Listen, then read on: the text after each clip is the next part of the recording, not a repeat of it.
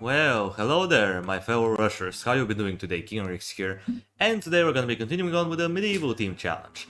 Now we're finally up to somewhat of a difficult level. I would say it's kind of challenging in a way, but not by all that much.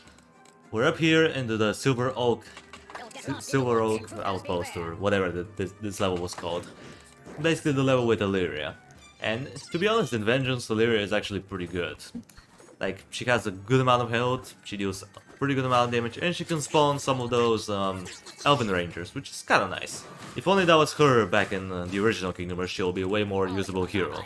She will not be like the second worst hero ever created. Because to be honest, Bolin is probably the worst.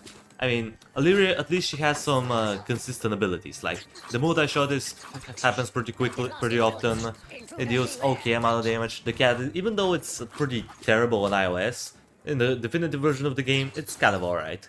Like, it's not perfect, but at least you're getting an additional blocker, which is still some help. While with Bolin, you don't get all that much.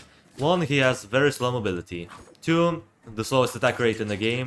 3, his mines are complete garbage. And if you think that they're good, then you haven't used them properly, because he is awful, like, complete another awfulness. The embodiment of an awful hero is Bolin. And I know that some people may be thinking that Alleria is worst, but to me, Bolin personally is worst. Even though I have tried him out, I am pretty good with him since I've done my Big Guns challenge a while ago, which was basically trying to be the post game of Kingdom Rush with Big Bertus and Bolin, which was kind of hard to say the least. Apparently, yeah, it was tough. I had to even turn down the difficulty to casual at one point because I couldn't pull it off, man. Like, Bolin was complete garbage. And yeah, he's not that great. But anyhow, let's not talk about Bolin. Let's talk about Azura, because we're using her. Because why not? I mean, Alleria is an archer, Azura is an archer, so I feel like it's pretty fitting. You know, the Shadow Archer versus the Ranger. Or, you know, I don't know if she's a Ranger. I guess, maybe. Anyway, now we have the spiders, which are kind of helping out, you know. They die very easily, but they do a lot of damage while they're alive. I don't remember the exact amount of damage that they do, but I think it's pretty huge, like something like 40 to 50 damage or so, which is quite a bit. And yeah, they respawn quite fast, which is always a plus. We also have we can also use the net, or you know, the spider net, which is kind of helpful. You know, it provides with some slowdown, but we have Rotten Force, so why would we use it? Maybe I'll buy it later on, but we'll see how it goes. For now, we're just doing the good old strategy about annihilating everyone before they get through this log.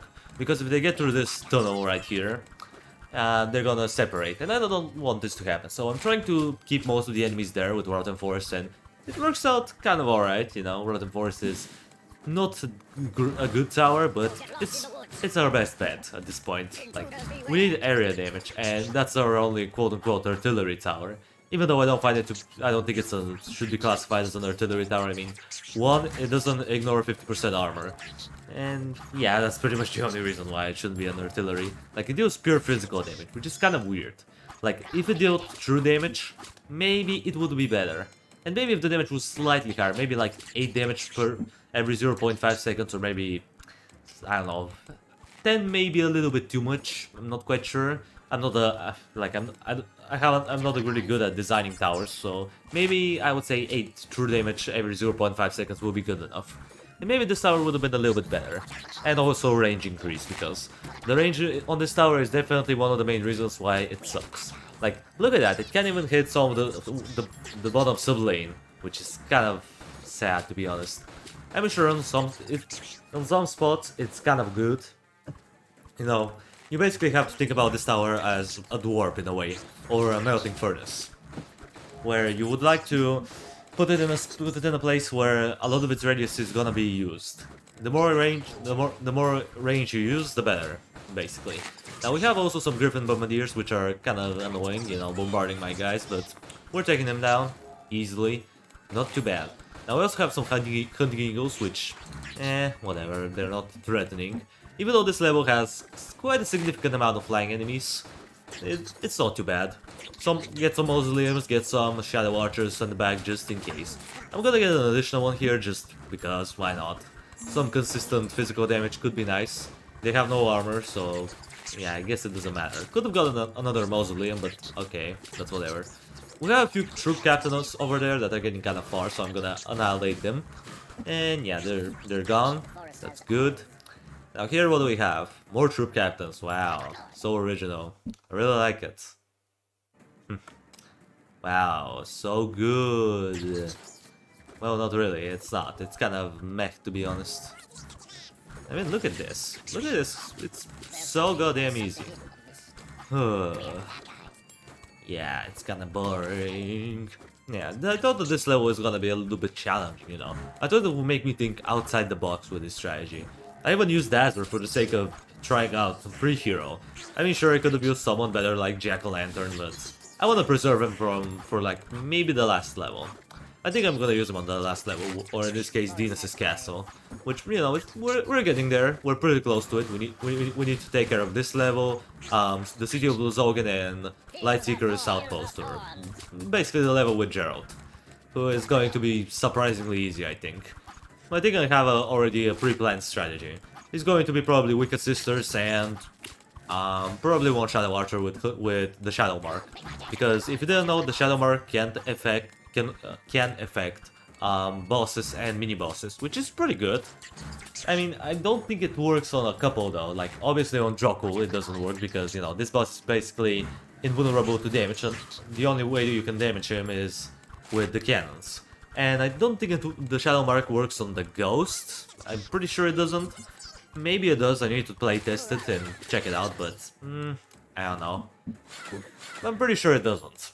I would say that. I also decided to get some of that spider net, because why not? An additional slowdown, even though it doesn't really matter. Like, I want to spend my money somewhere. Like, we may even get some of the insta-kills, because why not? I mean, we have so much money at this point, and my strategy is pretty much set. All we need to do is micromanage our way around certain things, and we will be good. Now, I don't know why I got that Wicked Sister. I don't think she was necessary. Like, she just kind of staying there. I mean, I think I tried to move her into the choke point that I've created at the very front, but unfortunately her range is not big enough. If that was a swamp, if she had the range of the Swamp Thing, she probably would have reached, but unfortunately she didn't. Which was kind of sad. Basically I wasted quite a lot of money there, but okay, at least we have an additional mage, just in case we need her. But yeah, everything is going according to plan. We even got the mist, which is... it really says something. At this point, yeah, it doesn't matter. We can get anything we want and we'll still win. Azra is pulling us off, you know. Current skill wasn't very useful in this level, to be honest. There's not a lot of tough enemies. But, you know, current skill helped out a little bit in the early game. Just a little bit. And yeah, what should we get at this point? I guess we're gonna get the skill on these Dark Knights, because why not? I mean, at this point, does it really matter? Probably now. And yeah, we have a horde of enemies. We're gonna hopefully insta-kill some of them. And yeah, I think we got an insta-kill there. Let's see, how many insta-kills can we get? I don't know. I think we're getting a few. Yeah, we got a few insta-kills here and there. Some of them were missed, but that's okay. We still annihilated everything, and a couple enemies made it through our choke point, but whatever. We're still gonna take them down. You know what? I may even try to poison this guy. I don't know why I tried it. Like, I could have easily allowed him to just get to my choke point and die faster, but I guess I wanted to insta-kill him, because why not? And yeah, we're done. Alleria Swiftwind has been winded, and this level has been completed. There we go. 3 stars, no lives lost. Pretty good, I would say. Yay. Now let's upgrade, and let's finish off this episode. What should I get? You know what, I think I'm gonna get nothing. I wanna save up my soul upgrades. Yeah. So yeah guys, well, with that out of the way, that's gonna do it for the video. Thank you everybody so much for watching. I appreciate you for sticking around to the end. Subscribe if you want to see more of this content in the future. And while you're at it, drop a like on the video. It means a lot to me. And I will see you in the next video. Until it comes, that was King Rexy, over and out.